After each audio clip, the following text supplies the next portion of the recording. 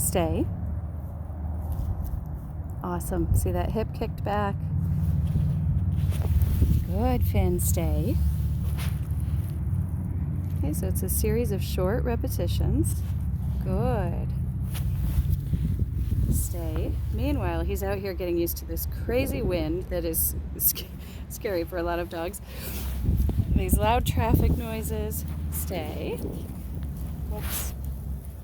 There you go.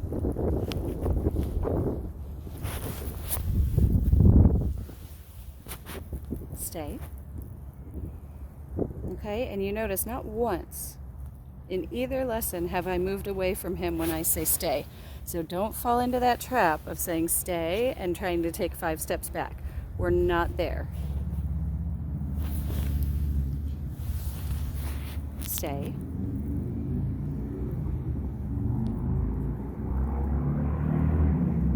Good boy.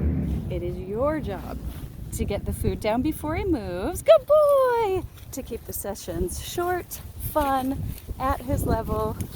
And if we can get 10 seconds, we can get 10 minutes. Yeah, good boy.